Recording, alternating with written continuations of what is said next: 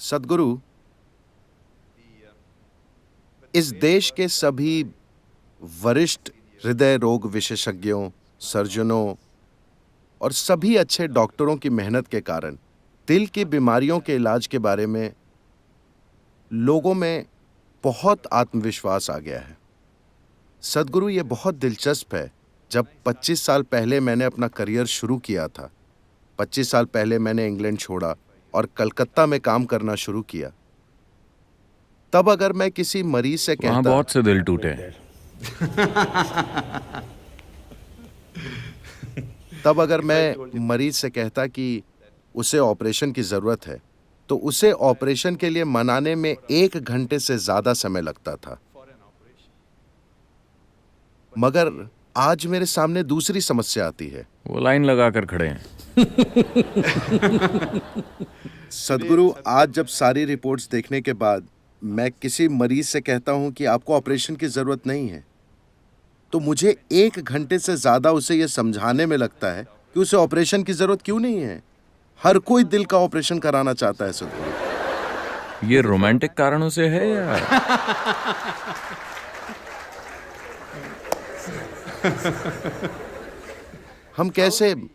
हम लोगों को कैसे समझाएं कि दिल को दुरुस्त करना ऐसा नहीं है कि अगर आपके घर में कुछ गड़बड़ होती है तो आप प्लम्बर बुलाते हैं तो उसे ठीक कर देता है, या अगर आपकी कार में कुछ खराब है तो आप उसके पार्ट्स बदल देते हैं। ये एक अलग चीज है। ये बिल्कुल, हम कोई जादूगर नहीं है या भगवान नहीं है, और प्रकृति सबसे बेहतर हीलर है। और दिल की सर्जरी सिर्फ 50 साल पुरानी चीज है। लोग सदियों से जी रहे हैं। उन्हें पता चल गया है कि ये एक बेकार का पार्ट है। ये हम सभी के लिए एक बड़ी दुविधा है सद्गुरु। आज लोग चाहते हैं कि उनके शरीर के साथ हर समय कोई छेड़छाड़ होती रहे। हाँ, अगर दिल नहीं तो कई दूसरे हिस्सों में। हाँ, जैसा मैंने कहा, शायद अगले 50 सालों में 50% आबादी ऐसी सर्जरियों से गुजरेगी। ये सेहत नहीं है, ये मेडिकल इंडस्ट्री है, लेकिन सेहत नहीं। If health has to happen, a culture of health has to come in. Health care systems नहीं, हॉस्पिटल्स नहीं, अधिक डॉक्टर्स नहीं, बल्कि एक सेहत की संस्कृति को विकसित करना होगा।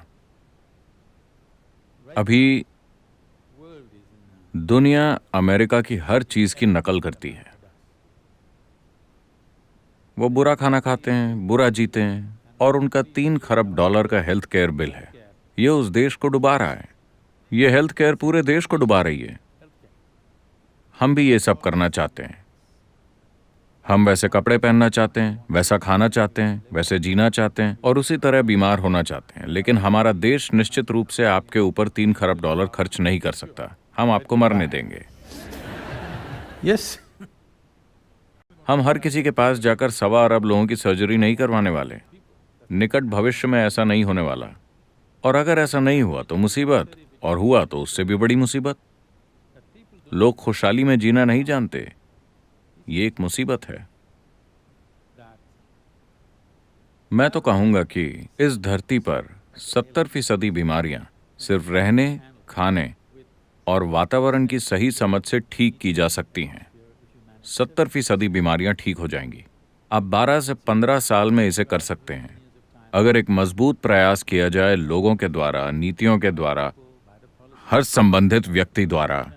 खास तौर पर अस्पताल बहुत कुछ कर सकते हैं, क्योंकि लोग जब बीमार होते हैं तब वो सुनते हैं, वरना वो नहीं सुनते।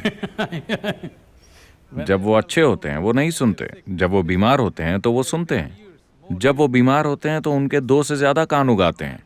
यही उन्हें बताने का समय है कि बेहतर तरीके से जीवन कैसे जिएं। ये चीजें हमारे लिए नई नहीं हैं। ये चीजें हमारी संस्कृति में रची बसी हैं। मगर हम किसी ऐसी चीज के लिए उसे छोड़ रहे हैं जो हमें मुसीबत में डालेगी। किसी चीज को तुरंत ठीक करने के लिए सबसे पहले मेडिकल उपचार की जरूरत पड़ती है, और ये सबसे अहम है, इसमें कोई संदेह नहीं है। मगर लंबे समय तक सेहत आज के मेडिकल साइंस की वजह से नहीं मिलेगी। किसी समाज या देश या धरती को लंबी सेहत इस तरह नहीं मिलेगी। हमें सेहत की संस्कृति लानी होगी। जीने का तरीका क्या है, खाने का तरीका क्या है, अपने शरीर को कैसे रखें, मन को कैसे रखें, सांसों को कैसे रखें, आसपास के वातावरण को कैसे रखें। अगर ये संस्कृति बचपन से हमारे अंदर नहीं लाई गई, मैं तो कहूंगा कि इसे स्कूल के करिकुलम में ही शामिल कर देना चाहिए।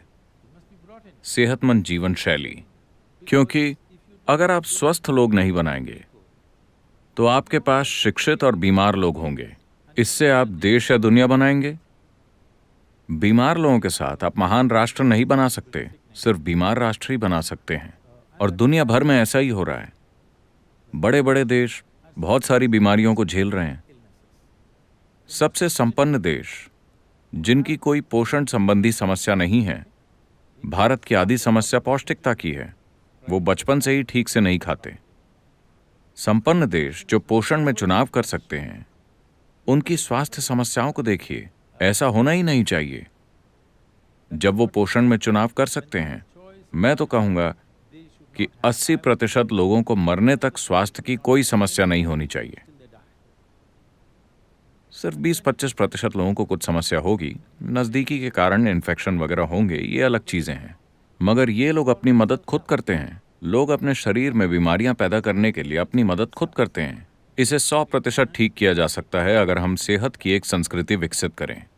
इसे संभव बनाने के लिए न सिर्फ मेडिकल पेशे के लोगों को बल्कि दूसरे क्षेत्रों के लोगों को भी मिलकर काम करना होगा। अभी इस तरह का कोई बड़ा तालमेल नहीं दिख रहा। यहाँ वहाँ छोटी मोटी कोशिशें हो रही हैं, मगर वो काफ़ी नहीं है। ये अच्छा है लेकिन काफ़ी नहीं है।